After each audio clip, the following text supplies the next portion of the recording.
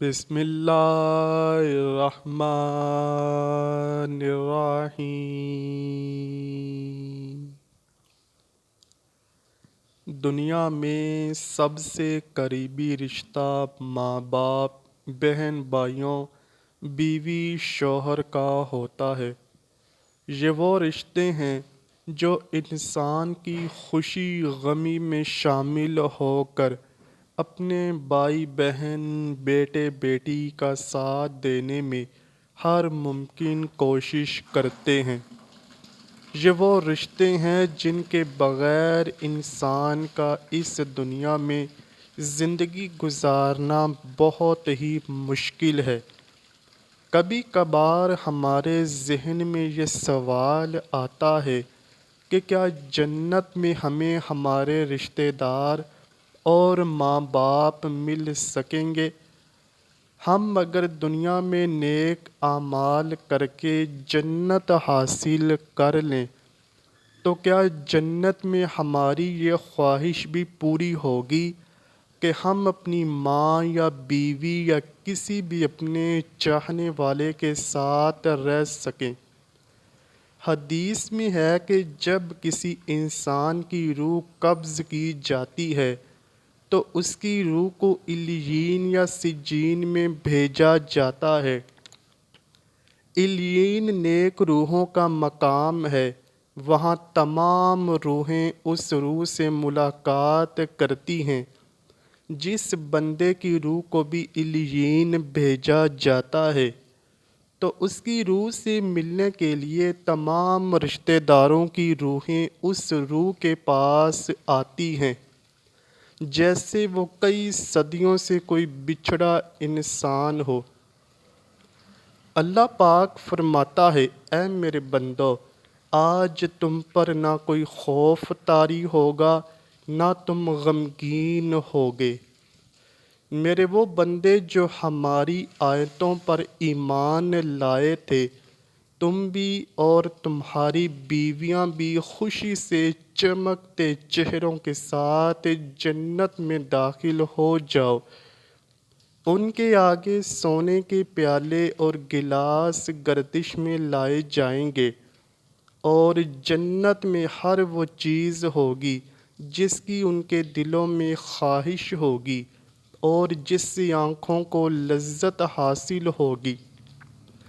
ان سے کہا جائے گا، اس جنت میں تم ہمیشہ رہو گے۔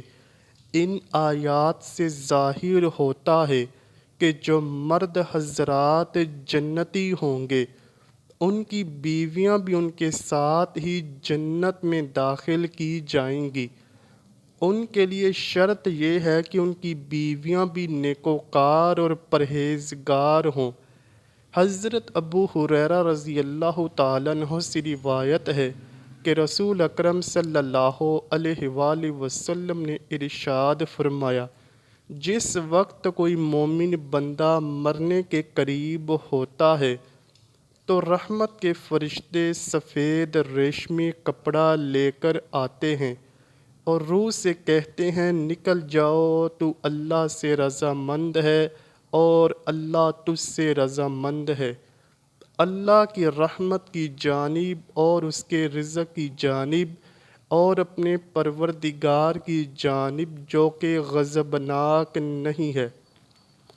پھر وہ روح اس طرح معطر حالت میں نکل جاتی ہے جس طریقے سے عمدہ خوشبودار مشک، اور فرشتے ہاتھ در ہاتھ اسے اٹھاتے ہوئے آسمان کے دروازے پر لے جاتے ہیں۔ تو آسمان والے فرشتے کہتے ہیں، کیا عمدہ خوشبو ہے جو کہ زمین سے آئی ہے۔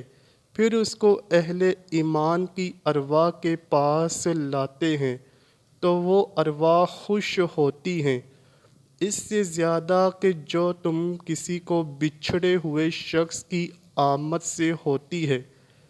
پھر پہلے سے موجود مومنین اس آنے والے سے دریافت کرتے ہیں، فلاں آدمی نے کیا کیا اور فلاں آدمی کا کیا ہوا؟ یعنی جس شخص کو وہ لوگ دنیا میں چھوڑ کر گئے تھے، اب وہ کس طرح کے کاموں میں مشغول ہے۔ پھر خود ہی ان میں سے چند ارواح کہتی ہیں ابھی ٹھہر جاؤ، اس کو چھوڑ دو، یہ دنیا کے غم میں مبتلا ہے۔ یہ روح کہتی ہے کیا وہ شخص تم لوگوں کے پاس نہیں پہنچا؟ وہ تو پہلے سے ہی مر چکا تھا۔ تو اس پر روحیں کہتی ہیں اس کا مطلب ہے وہ شخص تو جہنم میں گیا ہوگا۔ اسی طرح جس وقت کافر کی موت آتی ہے تو عذاب کے فرشتے ایک ٹکڑا کاٹ کر لے آتے ہیں اور وہ کہتے ہیں کہ تو نکل کر باہر آ جا اور چل اللہ کے عذاب کی طرف، اس حال میں کہ تو اللہ سے ناراض ہے اور تجھ سے اللہ پاک ناراض ہے۔ پھر وہ روح نکلتی ہے اس طرح کہ جس طرح سڑے ہوئے مردار کی بدبو ہوتی ہے، یہاں تک کہ زمین کے دروازے پر اس کو لاتے ہیں تو وہاں مامور فرشتے کہتے ہیں کتنی گندی بدبو ہے۔ پھر اس کو کفار اور مشرکین کی ارواح میں لے جاتے ہیں۔ حدیث پاک میں ہے کہ تمہارا نامہ اعمال تمہارے رشتہ داروں اور خاندان والوں کے سامنے پیش کیا جائے گا۔ بے شمار روایات میں ہے کہ جنت میں سب رشتہ دار ایک دوسرے کو پہچانتے ہوں گے، وہ ایک دوسرے کے ساتھ مل جل کر رہیں گے، اللہ پاک ان کو اکٹھا رکھے گا۔ قرآن پاک کی سورہ طور کی آیت نمبر 21 میں ارشاد باری تعالیٰ ہے، اور جو لوگ ایمان لائے ان کی اولاد نے بھی ایمان میں ان کی پیروی کی تو ان کی اولاد کو ہم انہی کے ساتھ شامل کر دیں گے اور ان کے اعمال میں سے کسی چیز کی کمی نہ کریں گے۔ حضرت ابن عباس رضی اللہ تعالیٰ عنہ فرماتے ہیں کہ بے شک خدا مومن کو سکون دینے کے لیے ان کی اولاد کو اس کے اصل مقام سے کئی گنا بہتر مقام تک پہنچا دے گا۔ اصل میں اس کی اولاد اس درجے تک نہ پہنچ سکتی ہوگی۔ آپ صلی اللہ علیہ وآلہ وسلم نے ایک آیت کی تلاوت فرمائی جس کا ترجمہ کچھ یوں ہے، جو لوگ ایمان لائے ہیں اور ان کی اولاد نے بھی ایمان میں ان کی پیروی کی، اس سے پتہ چلتا ہے کہ جنت مومنوں کی مرضی کے مطابق ان کی اولاد کو بھی ان کے ساتھ ہی رکھا جائے گا۔ یہ وہی لوگ ہیں جنہوں نے دنیا میں رہتے ہوئے اچھے اور نیک اعمال کیے ہوں گے، اگر انہوں نے گناہ کیے بھی ہوں گے لیکن انہوں نے دنیا میں ہی اللہ سے سچے اور پکے ایمان کے ساتھ توبہ کر لی ہوگی تو اللہ پاک ان گنہگاروں کی توبہ کو قبول فرماتے ہوئے معاف فرما دے گا۔ اللہ پاک ایسے بندوں کی مرضی بھی طلب فرمائے گا، پھر ان سے ان کی مرضی دریافت کی جائے گی تو وہ کہیں گے اے ہمارے رب، ہمارے تمام گناہوں کو معاف فرما دیا جائے، تو اللہ ان کے تمام گناہوں کو معاف فرماتے ہوئے ان کو دنیا کے سب سے کیے ہوئے گناہوں کو بھلا دے گا، اور جنت میں ایک مومن کے لیے خوشی اور لذت ہی ہوگی۔ نیز جنت کے عمومی انعامات میں اس کا ذکر ہے کہ جو بات جنتی چاہے گا اللہ اسے پورا کریں گے۔ اسی طرح آپ صلی اللہ علیہ وآلہ وسلم نے فرمایا کہ انسان دنیا میں جس سے محبت رکھے گا آخرت میں اسی کے ساتھ ہوگا، لہٰذا ایمان کی حالت میں مرنے والے رشتہ داروں اور اقربا سے میل ملاقات کے لیے بھی جنت میں کوئی رکاوٹ نہیں ہوگی۔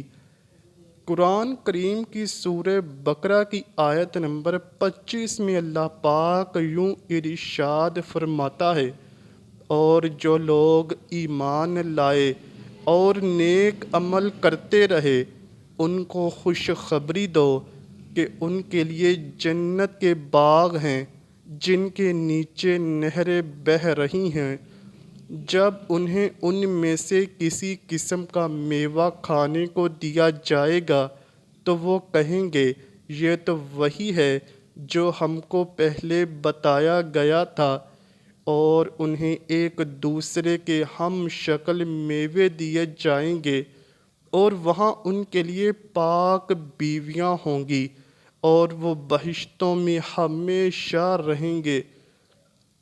نبی کریم صلی اللہ علیہ وآلہ وسلم کا فرمان اقدس ہے کہ مومن کو جب جنت میں داخل کیا جائے گا تو اگر وہ کسی بھی رشتہ دار کو ملنے کی خواہش رکھے گا تو اس جنتی کا بستر اس جنتی کو اس کے جنت میں دوسرے رشتہ دار کے پاس لے کر چلا جائے گا۔